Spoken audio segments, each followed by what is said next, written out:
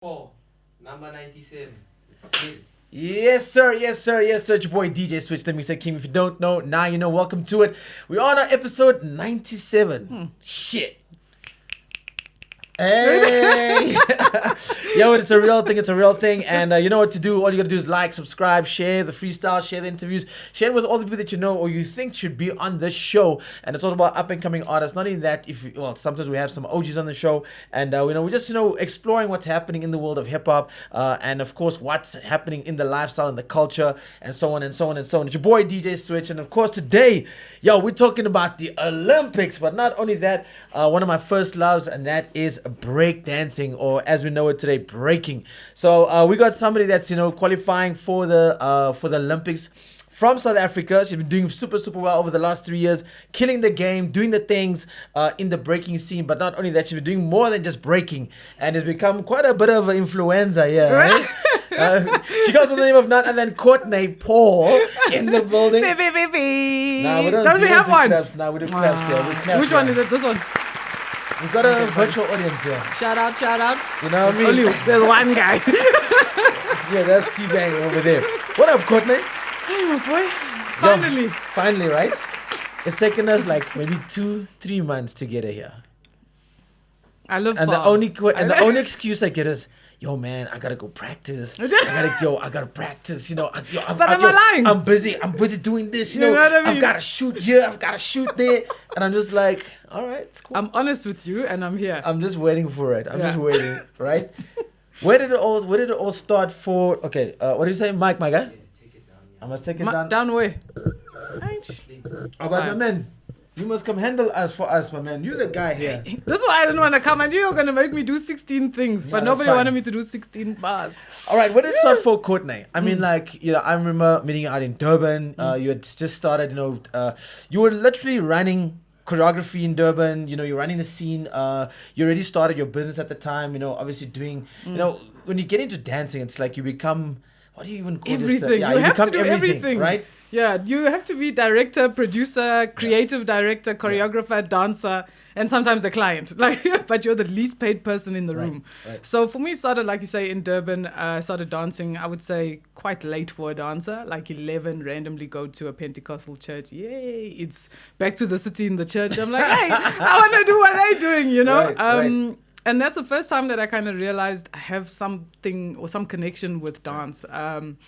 Because before I played a lot of sports, so dance was the furthest thing from my mind, and it took a pastor going, I don't see you having a future without dance. And her and I didn't like each other, so I was like, she's speaking death on my life. Like, You're dancing for the devil.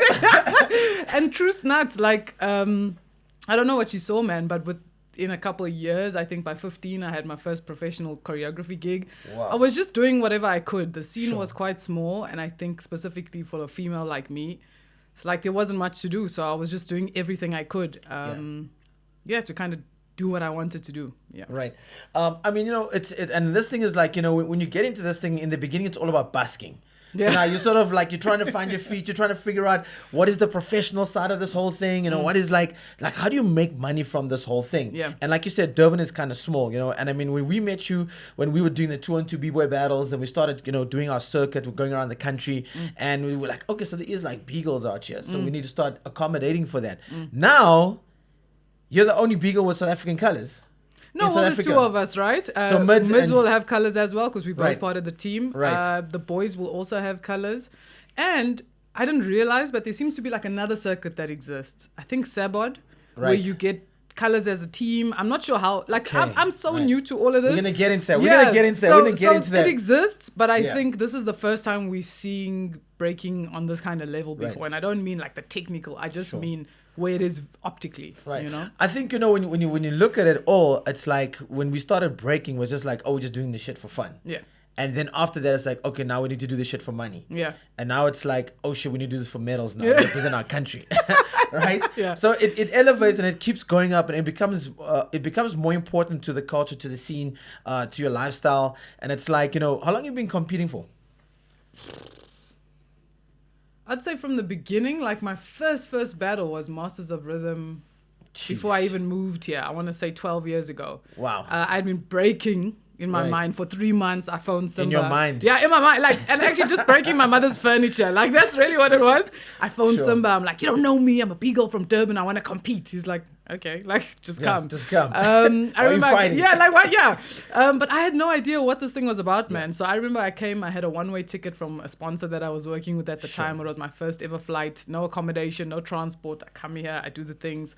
Waiting, overnight at the airport for my next flight. So I was completely like thrust into the realm. I had no idea what I was doing. But yeah, I would say 12 years ago. And then obviously the platforms were coming and going. I got more into the backup dancing, the choreography, blah, blah, blah. So I was always breaking, but not really competing. But I would say since lockdown, this has been at the forefront. Yeah. Right. And I mean, I saw, you've dabbled in music as well because you were a DJ. Yeah. Right. So, I mean, and you mentioned something about, having a sponsor. For you, it's changed over the time and you've really taken your craft and learn how use it so it can pay you back and help you to do certain things.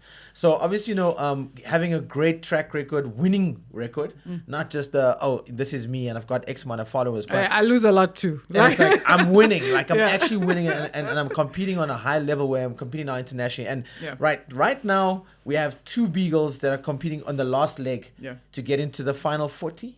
No, we're in the final 40. So You're we in are the part final of the 40? top 40 in the world. Well, right now, congratulations to you. You ranked number 33. Yeah, Hey. I was surprised about that one. I'll take it. And it's like, hey, that's number 33 in the world so far. Yeah. It's not far. Because I came in at 39. They had me ranked at 39. Great. So for me, obviously I wanted 32 for that next round, but they had me at 39 based off Continental, which is another story on its own. So I was happy to move up those slots. Like, I think everybody's got their own goal for this season. Like maybe some people, they're like, I want gold or blah, blah, blah. I've got my own specific goals. And for me, I'll take that as a win. Sure. Shout out to you. So, I mean, as you're coming now from lockdown, out of lockdown, you're like, this is what I'm going to do now. I'm going to start competing on a professional level.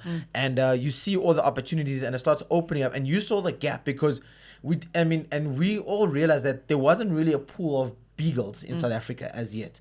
Like a strong pool. We've had B-girls right through all the time. Shout out to all the Cape Town girls, they've always been killing it. And now it's like you saw the gap because there wasn't really, and this really just opens. And this is the one thing I always tell people, like, if you see a gap, it's open for you to take and to kill and to milk and to do whatever. Yeah. Right. And when you start on this journey of entering for the Olympics, take us through this whole thing, because there's a lot of people that don't see what happens in the background compared to what you see overseas. Yeah.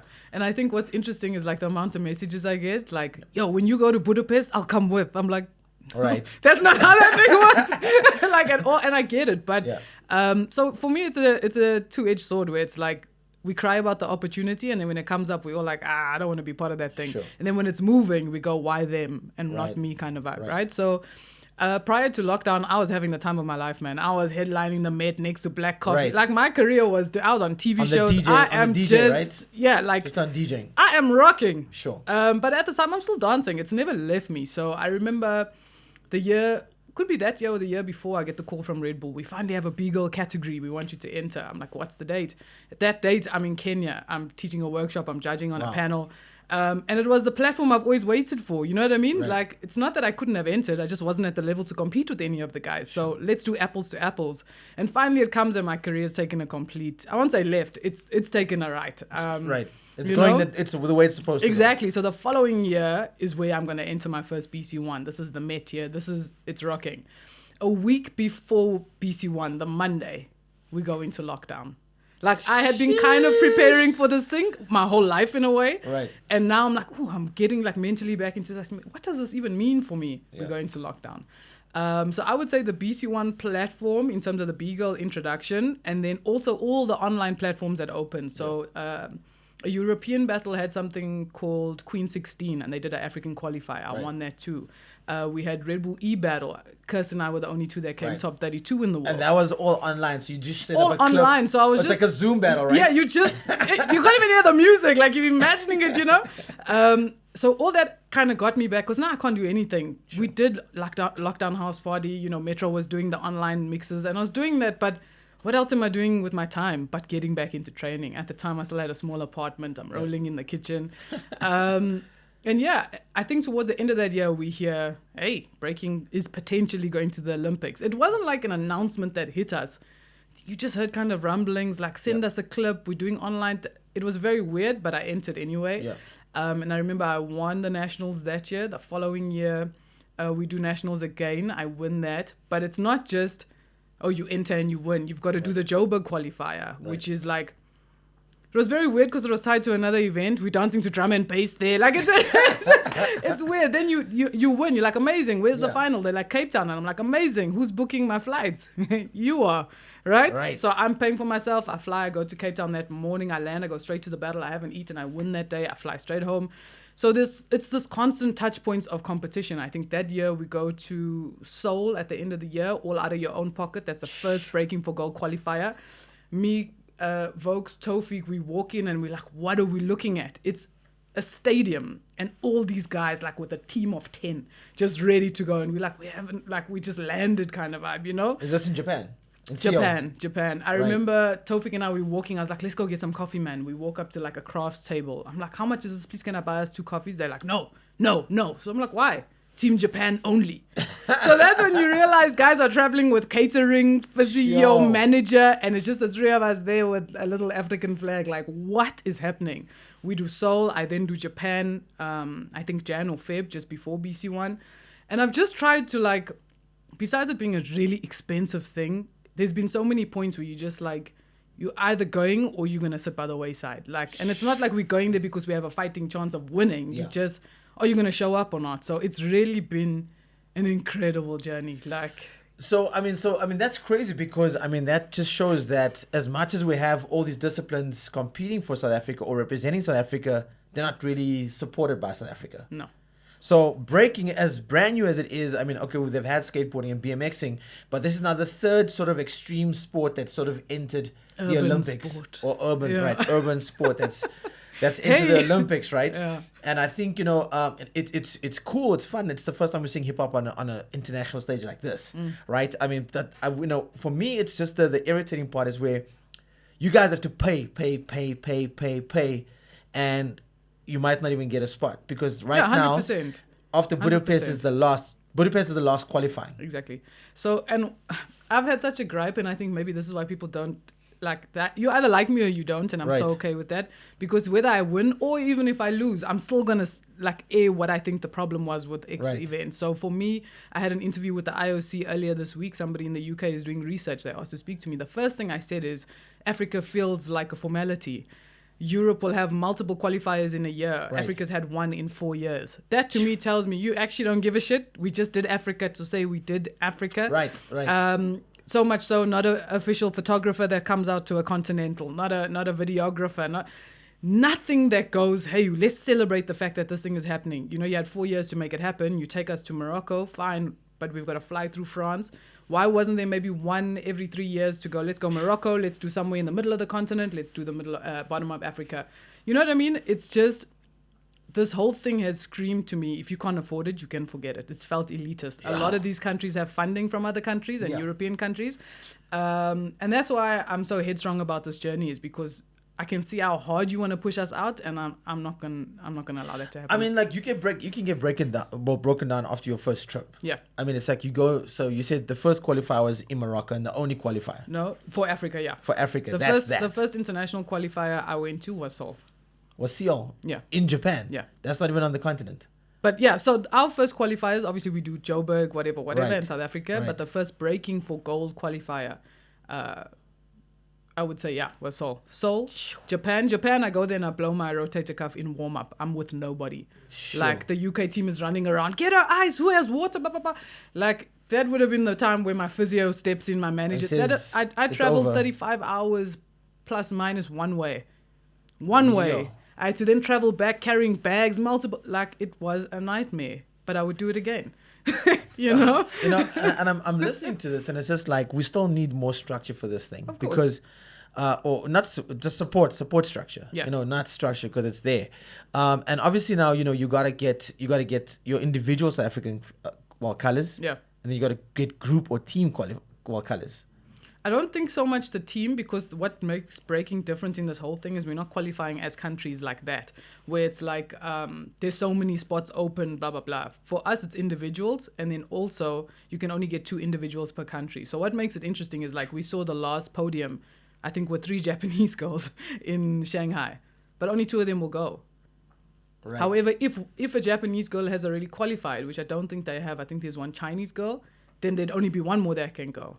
Sure. So it's very interesting, and I think we have a long way to go in terms of understanding how the process works. And yes, it's new, but when you see how other countries have pooled their teams together, Right. it's insane. An experience in Shanghai. I mean, like I was watching your stories.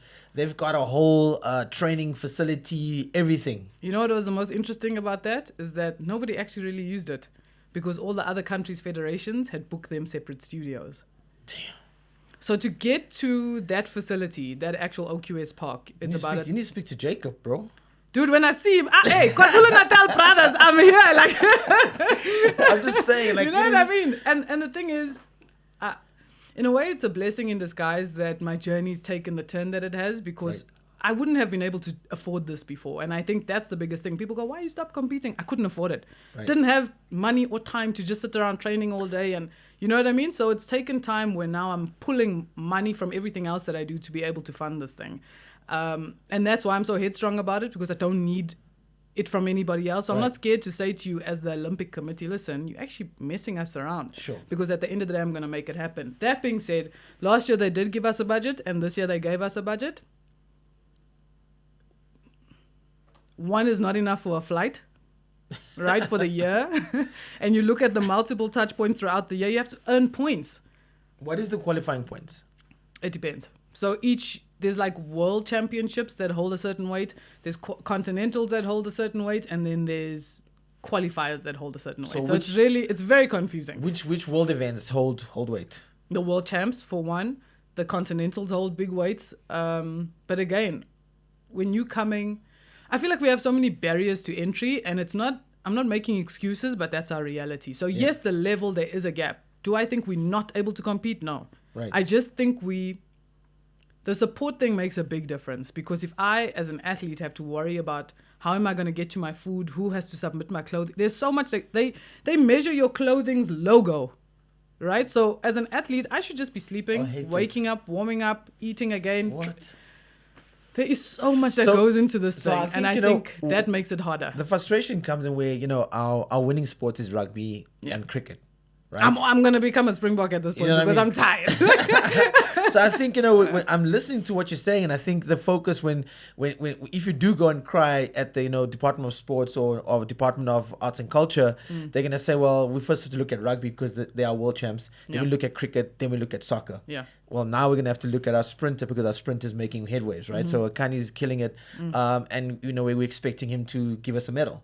Right, and then we're looking at our swimmers, and then it's like, well, break dancing. Where does that? Who gives a damn? Yeah, 100%, right? Break dancing, rowing, all these like arbitrary sports, but they belong at the Olympics. They are Olympic sports. They deserve to be there. There's certain fundamentals that hold weight that shows that. But this is a person's an individual that's pushing his body to the extreme to be a sportsman. Yeah. Right, and that's where we are right now. I think it's crazy that we're in this point where, because we've had our breakers compete and win championships overseas, and we don't get recognized for that. We don't have like a hero's welcome at the airport as somebody who's bringing back a Grammy or who's bringing back the Wembley Cup, which is understandable, right? Because it's a world stage. But if we do have someone going right now, but wait, when you say understandable, here's the thing: what makes it different? Don't get me wrong, a Grammy is a Grammy, but the difference is the amount of eyeballs on each thing, and the only way we get eyeballs is if you actually give a damn. Right. So in this process, there's been a lot of media that's we want to interview, and like ridiculous platforms from BBC to CNN. Like I've done all of them. I've been watching. It's been amazing, because what I've seen is the interest from outside is very different to the interest from home. I'm not saying that home hasn't supported or they're not asking. That's the truth. But it's the truth, right? And because it's like, at home you almost have to prove yourself over and over again. Right. Like, oh yeah, I'm a breaker and blah blah blah. Oh, okay. But it's in the Olympics, then suddenly everybody's awake. So I have to constly prove myself over and over for you to give a damn, right? So it's been an interesting one. But I blame is a strong word, but like the whole ecosystem needs to come into play. So we know in terms of the Olympics, Toyota is a sponsor. We know Visa is a sponsor. Like I can go on. But they just don't have cover not touched Africa. I can show you which breakers overseas. And I'm not saying people who are going into the Olympics. No, people who are in OQS, people who most of the time I'm gunning for them now. Like, it's not the people that are so far out of reach, but the countries are set up differently where those brands are like, let's get behind them, even if the period is only for the Olympics. So I think that's what we're fighting here, where it's like brands also aren't quick to support you. Like, we can give you, product but this goes back to where if you look at Toyota in Japan, it's totally different to Toyota in Africa. Yeah. They'd rather support the Springboks because even if you get your colors, you're a Springbok type thing, right? But there's different names. You're just an Olympian because there'll be the Proteas and you Bafana, blah blah blah. So I think it's just their model. It's different in different countries. But then how do we get the sport to elevate if you're not going to give it the same time of day? And I'm not saying pay me what you pay the Springboks. I'm saying if we have budget for these things, and surely we do, art, sports and culture, where is the money going? Like, so for example, this is what I'm saying, right? What I mean? And you ask the questions and you just sound like a bitter whatever, but people always ask me where's the biggest disconnect, and for me it's at the grassroots level, because people start training really young. Where do they graduate to? There's a big gap in terms of breaking and competitive dance. Now we dance sport. Okay, cool. So you see for the rugby, for example, they go from high school into these colleges. That rugby program exists all the way until they get into the Sharks or they get into the Springboks. Correct. That whole thing is structured. I'm not saying we should have that already, but like, how do these things come into play? Right. And if they can say, we can give you guys 10 Rand for the year, great, give us that 10 Rand. Don't take another 5 Rand off it because you want to go to Dubai. Give us the 10 Rand. Let us figure out how we create the structure. And it's got to increase because of inflation. It's got to increase. This is the thing. So it's like, again, I'm not expecting the world, and I'm not saying just because the brands are doing it overseas, do it here. But I do feel that when it comes to Africa, people are slower to... And it's sad, it's sad because because now you're sort of depending on the more private sector brands, to help you and assist you. Let's go back to the other thing, which is BC1. Congratulations, you took it this year. Finally. And, right? So you won it the first time. Yeah. And then there's this break. Yeah, like 2 years. Where you don't win it. Yeah. Right? And then you win it. Yeah. What's going through your mind? Not much, actually, if I'm completely honest. I think... Right? So you're winning it, right? You win the first one, right? Yeah. Well, the first one I was into. Yes. So that was the second one that happened. Right. So the second one you win. Yeah. Right? And then you have this slump. And then it's back on it. Because now it's home ground after they... Shout out to Red Bull for bringing it back to Jersey. Finally, jeez. That was quite cool. I felt like the energy was really nice. It was next level. Yeah, it was crazy. It was next level. But yeah, I think for me, it's not so much like... This is why I say I lose a lot and people don't often see it. I think BC1, you just get to see it. You get an opportunity to rant now as well, you know what I mean? About what? About that time. Like, you know what, the cool thing about, when you rise above, like, your losses. Yeah. You can say, like, oh, well, God, I needed to learn how to lose before I can learn how to win, right? And I just, it's good to hear it from someone, because somebody out there is expecting to win. Yeah. And then also when someone just loses and loses, they don't think that, your head would come up above water. Yeah. And then win. I think for me, like, when I look back on those 2 years, there was so much going on with me. Yeah. Like, I was finally getting back into the competitive space, and I was changing the voices around me. So I was changing my approach to the dance, the way I saw things. And obviously there's this like teething stage. But also coupled with that, I came off the broken foot. In fact, that first one, my foot was still broken a month and a half after the break I was competing. And I get off stage and this guy goes, "You weren't ready. You think you're ready?" So there's like all these things you have to deal with people that are standing outside that don't understand what's actually happening in this time. Yeah. And I won't lie, I would say that first year and then into that second BC1 loss was affecting me so much mentally because I understood the work I was doing. Like, my doctors, everybody were like, you cannot get back on the stage. And for me, getting on the stage was the biggest thing. And when I look back now, they weren't losses for me. I came second. You would swear I came dead last. Like, I was the guy that wouldn't even let into the venue. No. But I think when you've set such a high standard for yourself, sometimes people are like, anything but a win is a complete loss. You know what I mean? Yeah. But so for me, they were really great, like, learning curves where I go, okay, what actually happened in these battles? And do these platforms define me? Sure. And I think that's the difference, because straight out of the BC1 loss, I go and win Breaking for Gold against the same people. Right. So it's a very interesting thing the way life works. And I think it's really been a blessing, because now I really understand the ebb and flow. Before, I understood it in my work life. Now I understand it in my competitive life, where for me, it's like about right now. How am I feeling in this moment? When I look back at BC1 this year, that was one of my worst performances. I completely hated. Yeah. Like, there was so much that I didn't do, that I messed up on.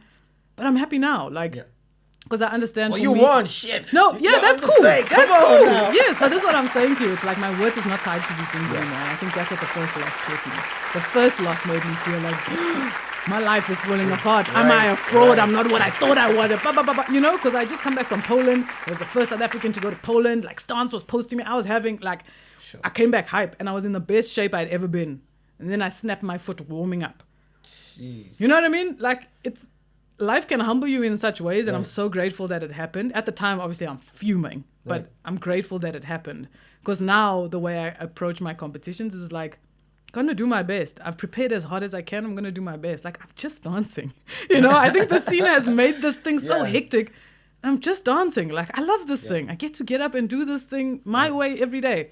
So that's my approach now. Like, win or lose. And I think that's what made this BC1 so fun for me, is because from the beginning I was just like, I don't care, man. Like, I've lost so many times, like, I don't care at this point. Like, what's new? When you lose enough times, you just sort of like, hey, it's just another competition. So let me have fun, You know because what I mean? the pressure's on the other person, Yeah, right? yeah. Especially because you were battling now. Obviously, you battling Keisha. She won it the previous year. Yeah. And it's obviously the weight now is on her. Can she do it again type Yeah. thing. And of course, that's always going to be the thing. It's like, whoever holds the crown, it's like, it's heavy. It's harder weight. to keep the crown. Right. It's harder to keep the It crown gets than it is to heavier and get heavier. there. Yeah, it gets heavier and heavier and heavier.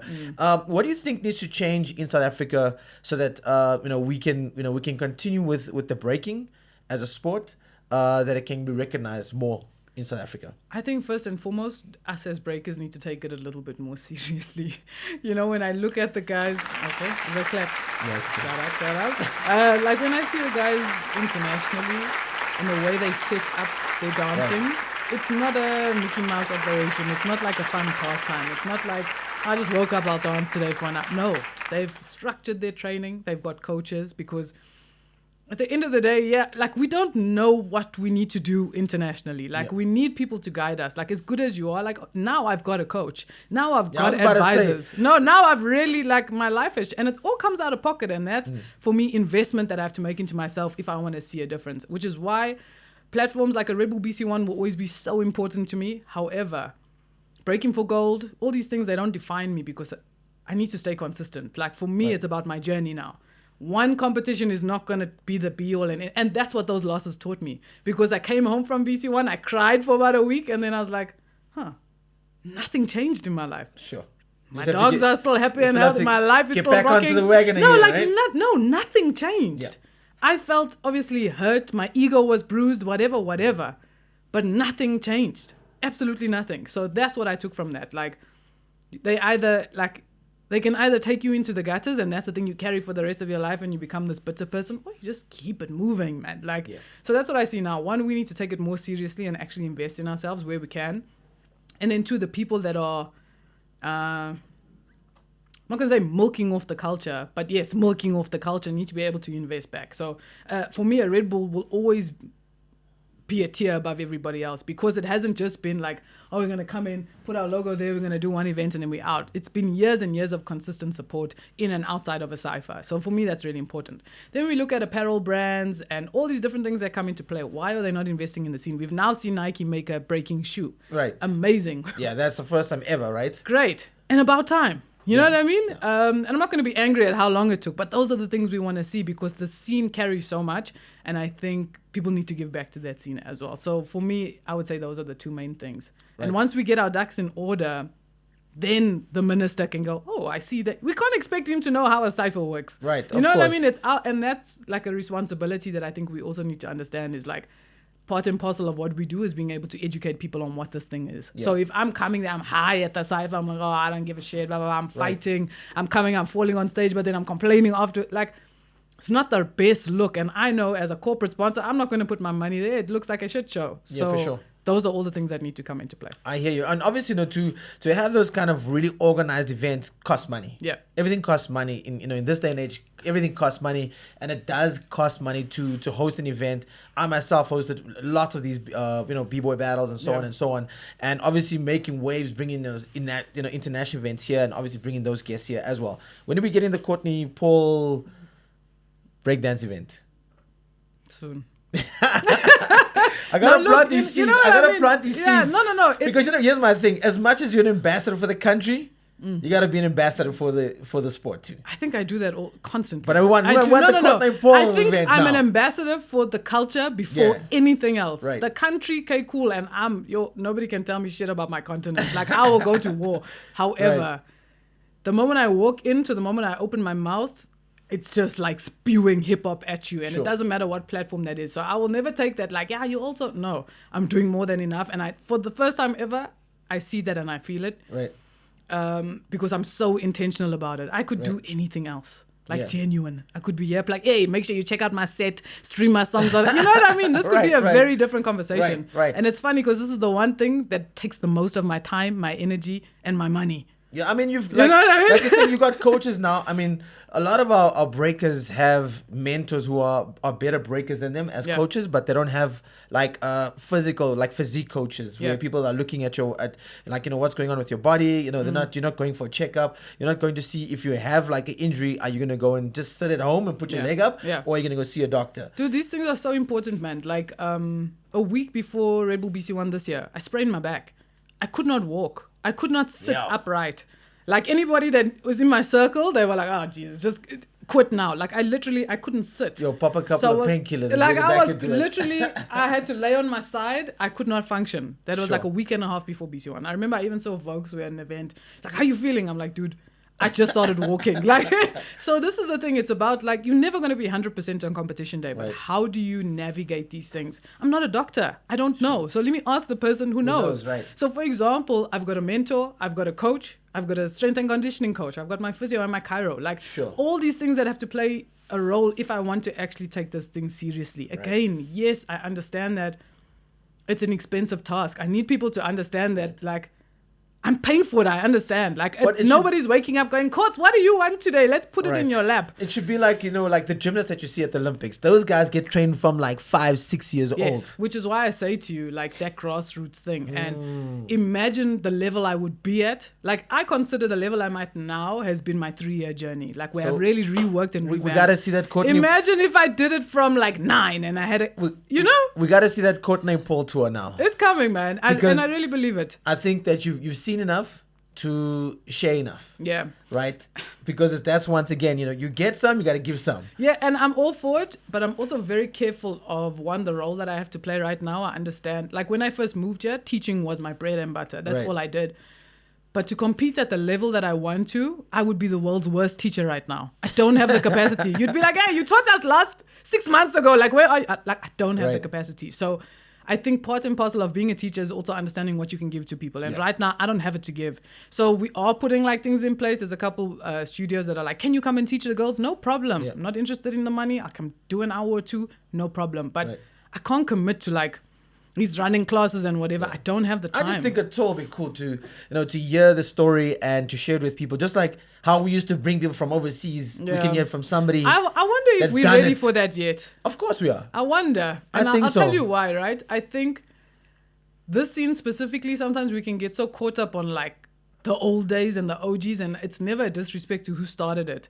But I think we've become so detached from the global scene, which is why when we travel, and traveling isn't like the end goal. Everybody has their own goals. But I think we have to be very careful sometimes about the circles that we're in. That's why when I speak about now my coach and my mentor, I don't have yes men around me. I can have the best day. I send a video and they're like, "This is whack. Go redo that whole thing. This order doesn't..." Like, I'd really have people around me like that. Shout out to Eddie. You're always with him, right? Shout out to Eddie. I actually haven't seen Eddie in a long time. So we need to train today, funny enough. Like, I dragged him to a session today. But no, my coaches are in the UK, like completely removed, where they don't care what I do here. They don't care who I am. They're not interested in the glitz and the glam. No, or the fact that I'm traveling 20 hours more than everybody. They could not care less. Did I deliver or not? That's and I like that. I'm very like, don't give me the frills and whatever. Just tell me. Give me straight to the what I mean? point. Yeah. So that's a big thing. But I find here sometimes we surround ourselves by yes men, and sometimes when people feel that life has dealt them all the wrong cards, they project that onto you. So right off the bat, you tell me, I really want to open the studio. I'm like, I've seen people try that. It's not going to work. Right. And you're cutting people's dreams down before they've even had a chance to like make it happen. And I've experienced it, and I see it with the younger generation. So I think that's a big thing. It's not just having coaches and mentors and whatever. It's having people who can also just guide you mentally to go, this thing is not easy, man. Like, you're either in it for the long haul or it's not going to work. So yeah, that's my thing. It's like, just be very mindful of the voices you take in, because this thing is heavily like mentally skewed. Yeah, I mean, we've seen a lot of great dancers come and go that were on international stages. They now no longer exist because of once again they got cards dealt with at them, and they just didn't seize the opportunity that they had. I mean, they've been given they've been given like 5 deck cards, and they could have taken all that. And they said, I don't want this one. I want, I want the brick. You see, they'd rather go for the brick, and that's what they went for. Yeah. Also, happy Pride Month. Oh yeah, shout out. Shout out to the guys. Right? Right? We're not allowed to say gays, we'll say queer, right? That's the term. Those are my people, man. Like, I'm not trying to be offensive. Us, Yeah. right? Yeah. So, us straight people. Shout out to all the queer people out there. I know it's Happy Pride Month. You've done a lot of festivals, right? This was now before BC1, before my COVID, life turned to shit. Yeah. right? You were doing a lot of festivals. I was like, I see you coming up. I see you doing your thing. You were making music. Are you coming back to make music still, or is that still in the works? Yeah. So, yeah.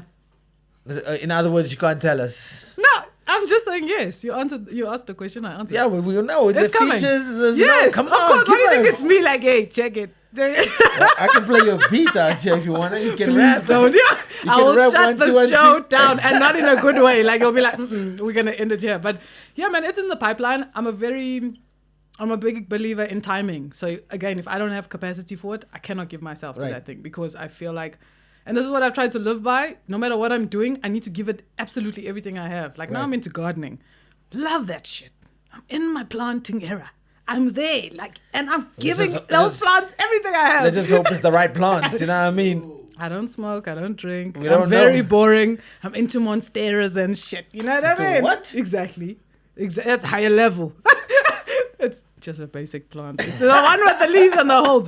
But so I'm into that now. And I think what's interesting is, like, I'm a different person every year, and I love it. Like, I'm finding the things that I enjoy. And that's what this journey is for me, You're man. finding your happiness, right? 100%. I've never been happier. I've never been healthier. Fair enough, I was sick 2 weeks ago. However, I'm healthy now.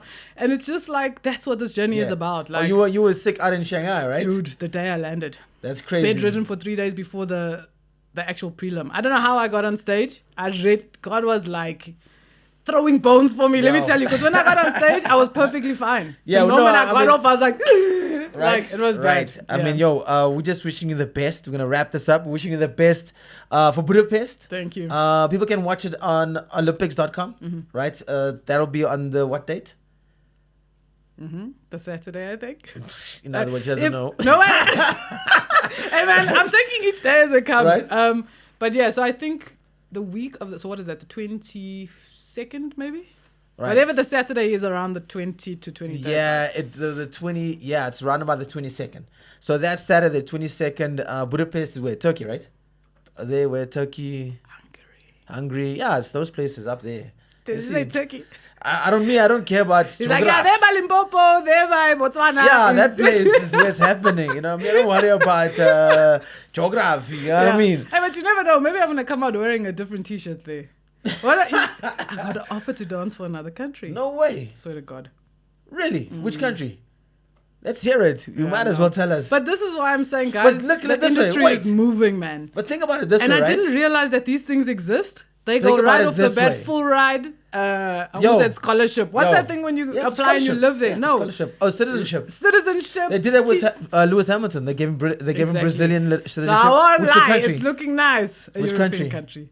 I don't talk about it too much, but if I was you, I'd take it. I'd do it. I know. I love this place, though. I think I'm a sucker for punishment. You know, the thing is with Africans, we're so used to the struggle. Nah, I won't survive in a first world country, man. Here's the thing. If they give you the retainer, right, and you ask them, can you organize the same endorsements you have here, done deal. You know what? And maybe the biggest thing to learn about me, I'm not moved by money, man. Yo, you know what I can say is... Money is very important, don't get me wrong. But it's going to take a lot to sway me. But the way... You see, here's my thing, right? This is not coming from... Because you see, one thing about breakers in South Africa is that they don't have the balance between business and their passion. And I think that's where a lot of people went wayside because... Yeah. And that's where, you know, the mental health kicked in because they wouldn't succeed because they didn't have enough money for, whether it be... Okay, let's say most of the breakers are gents. They have money to feed their kids. They have a lot of kids, but they didn't have enough money to feed the kids. Right? And no disrespect, but respectfully speaking, the business side is what went wayside, and they didn't know how to make the balance and say, well, if I want to do this breaking thing and I love it so much, I've got to figure out a way to actually fund it. And that's why I say, like, as much as we have this this ego and be like, no, I'm the best breaker. Woo. And it's like, yo, bro, do you know that one day you won't be able to break anymore? And you're going to need to pay for rent, lights, water, dog Not even food. one day. That's today. Like, right? that stuff is due today. So, for me, the way I've tried to do my career is like... So, just hear me out. But I know where you're going with this. I'm saying, like, yo, if somebody gave me the opportunity tomorrow and say, bro, we'll give you full citizenship and all you got to come and do is what you're doing right now, I'll be like, bro, where do I sign? But that's not all I'm doing right now. Right? I feel like we are in the process of changing an entire continent's narrative. That's the way I see it. I need you to understand that. Here's another thing. I was like, hey, man, I paid my dues already. Yes, and it will come. And it will come, right? But maybe that's why I'm the one with the option. Right. Because it's weird, man, because people think they know you off social media, and I've got like 4 friends. Like, my life is very, very tight. And that's the way by design, because I realize I'm an empath, man. So I want to know what's going on with your life. How can I help you? And I realize I've been drained so much that I lose my purpose trying to serve whatever yours is, because I feel bad for the work I've done and what that's given me. Right. So now I'm in a stage where I understand where the landscape of African breaking is, and I understand the platform that I have now. Do I do that to serve myself, or do I do that to potentially move forward an entire continent of breakers? That's the question for me. It's not a money conversation. From day one, I've turned down more work than I've taken, still to this day. Right. If a brand or a concept or a campaign does not sit well with me, you can forget it. And anybody that works with me will tell you that. Right. So for me, that's why maybe the stability has come, because I'm very clear on my direction and what I want to do. So if I'm able to like shift the tables, if you will, for the next generation that comes up and they go, hey, I'm able to walk into X and X in office and say, hey, here's the blueprint. This is why this thing is possible. I will 100% do that. Fire. You get me? Fire. Once again, it's important. It comes down to their willingness too. This is the other thing, and I know we're going to wrap, but in closing, like, people always say, must I stop my job and go dance? No. I would never say that. Like, don't ever do that. You know what I mean? Like for me, people say like, oh, you do all these other stuff. I'm working. Like, those are my jobs to me. So if you need to go and get a job in the day so that you can go dance at night, and yes, it's not ideal, and I know it's not easy, but you need to do that. Like, how far are you willing to go to make this thing a success? You know what I mean? Yourself. I mean, shout out to Eddie. He does that. You know, he's a dad. I mean, a lot of breakers that are dads right now. Yeah. And he's coming back to competition this year. Mm-hmm. And it's like, you know, he's like, I'm going to go for one more round. Because after what we saw, he was like, yo, man, I can even take this. And you know what I love about Eddie? Like, he will always have the biggest place in my heart. Because when I moved, him and I started training together. Yeah. And it was always just like, him and I would meet each other exactly where we are. Right. And I mean that by But that brought us focus. You see, that's the thing. But I mean that at like, no matter what I was going through, at one stage we didn't have anywhere to train. So we would train, he was staying in Stain City. We would train outside on the cement. Rain was how I would train for my first BC1 with him. Yeah. To the point where if I was more consistent at the time, he would have no issue saying to me, Court, what am I lacking now? What do I need to do? Right. And we would sit and map out his next, and vice versa. And I think that's so important to make sure that you have that sense of community. I haven't seen him in months, but at the end of the day, that thing still exists because you know there are people who have real life going on. Yeah. Everybody has real life going on, but you can still meet each other where you are. I'm not saying to switch. I don't know, man. When you get a little bit more flexible, come and talk to me. No, let's meet each other where we are. That's our reality. Right. We're never going to be those people who are like, I am conditioned and primed. Let's go. No. So we have to meet people where they are. If we're only able to get breakers at grassroots level who are not at the level to compete internationally yet. Bring them. Let's work on them. Let's get them into the place. That's a very good, that's a very good topic to speak about. Is because we see a lot of young breakers coming up. I know Smoke is teaching his kid. That kid is gonna be an absolute problem. There's another kid in Cape Town as well. His dad and his mom support him like fully. They take him to all the events. Junior. So it's like, like how do we? Because remember, as they grow, they're gonna start having these adolescents coming. Yeah. And it's like, because they're boys, girls are coming to the picture. Yeah. Because they're boys, have to go stop playing soccer or rugby or whatever. You know what I mean? And it's it's these kind of things that we're not the discipline that other countries have. We just don't have. Yeah. You know what I mean? But I think those small things. Sorry to interrupt you, but look at what you just said. Their parents support them. Smoke is teaching his kid. Look at who are the top breakers in the world right now. Lee. His mother was a beagle. No way. Victor. From Rugrats. Ruggeds. Ruggeds. Look at Victor. His dad was a dancer. They've got generational knowledge and wealth in terms of this dance and in this culture. So we're going to see the shift now where a b-boy like Smoke, who's a high-level b-boy, is imparting in his kids. Yeah. These parents, Junior's parents, Nadia, this is where they start to impart in their kids. And this is where we start to grow that same foundation that these other countries have. And this is why I say I would not leave this for fuck all, man. It's like a beautiful place to be in. When I started, and I'd go into an office or a meeting and people go, okay, cool. Like, what are you trying to do? Where have you seen this before? From an African lens, I couldn't show you one person, right? As a colored female, my only point of reference was Losha. She's on backstage. There's a colored girl on TV. She does contemporary, which is a more respected dance to the masses than breaking. So I couldn't really bank on that. Then I go, but I'm also gay. Who else is like gay on TV, right? Oh, there's Somizi. Look how successful he is. He's still a man and he's a black gay man. Gay men in general are like given a little bit more entry because they're like funny and lesbians are seen to have this like they're always ready to fight and but there's the stigma, right? So it's like when I started, the moment I walk into an office, I've literally got to build your confidence in me from ground up, and I've had to. It's even worse if you're gonna meet like a female marketing manager. Because then right off the bat, I just say, hey, how are you? Nice to meet you. And then she's like, I'm like, whoa, lady, nobody wants your stuff. You know what I mean? So it's a very weird thing to navigate. And that's why I say I've been dealt so many handicaps in life. Like I'm from Durban. As a colored female from Durban, where everybody thinks you're supposed to be from Cape Town, a lot of people don't know those colors even exist. They're like, what is that? I'm like, guys, we've... You know how many times when I put you on my status, the other hands are like, yo, Courtnaé, yo, can I get a number? I'm like, yo, come on. But not even what about me though? Come on, Now we're fighting. The number if. It's like, now we're fighting, I'm right here, girl. But it sounds like such a futile thing. But you know how just being a color that doesn't speak Afrikaans rocks you. Of course. You're like an alien to people. Right, because Durban people speak Zulu more than Afrikaans. Yeah, guys, we are from the streets, hey? Like we're from KwaZulu-Natal. Guys. So for me, my fiance is from East London. Mm-hmm. They are Afrikaans. Yeah, you must see me there like Christmas lights. Just... You know what I mean? So it's like, I always say, because I always get this thing like people go, you're so lucky. I'm like, I couldn't have any more handicaps. Like if we really had to go through it. It's just hard work. There's no luckiness. I'm not, and I don't think I'm like a special person in any way. I'm just extremely consistent. And that's like, it, man. That's my thing, man. Yeah, 100% my output. Are we recording sound there by you? Jesus. We're not. Oh. So it's all this mute. No. It just says limited spaces remaining. Jesus. Okay. So we're good. Goodbye, everybody. Thank you so much.